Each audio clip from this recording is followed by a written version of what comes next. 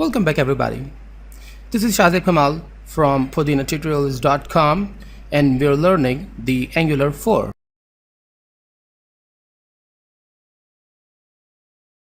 Welcome back everybody.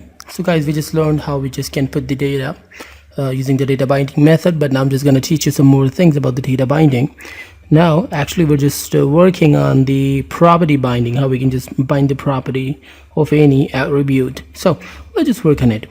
First of all, you can see that there is a variable, there is an attribute, the class. We can put some more attributes also. So which kind of attribute you just want to make for now? I'm just going there and I'm not actually sticking here. I'm just going to the content component in here. I'm just doing something. Okay, I'm just binding the class property, or let's just, okay, sure, the class property. So inside the double quotes, I'm just putting this sign and there this sign. Okay, that's awesome. And now what more I'm just going to do, just need to go to the component.ts, and here means there I just want to put some properties, I just want to put some values. You know already this method, how we do this. We just did this here to the main application. So I'm just making a variable. Here I just want to check something. Content background, the ts component.ts, and here I'm just making something like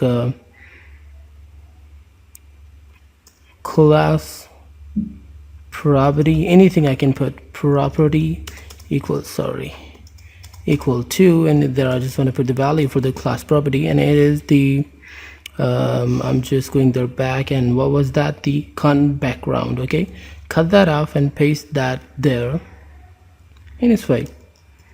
Okay, cool, that's perfect. And now the class property, this one is what I just want to use. And absolutely you can see that it's exporting, it's getting exported. So absolutely, if I just go there, I can use that, the class property. Okay, that's awesome. I've used that. Now save it. Now go to the browser, and I just want to see the changes, and there it's everything is fine, just like it should be. Oh, connection was interrupted, something's wrong with it. Okay, that's fine, it's working good. You just noticed all things are fine. So if I just go to the to there, and if I just you can see that here to the content component, here the class property, and the value of the class property is this one, the content background. If I just update this value, content background s, and save it, now go to the browser, it's not working. That means this way is working, but this is a very simple way, you already know. But there is another way we just can use. If I just use this sign and this sign, the square brackets, I'm just putting the value, the attribute in a class, any square brackets. Now I just do not need to use this sign anymore. Okay, but the spelling must be clear.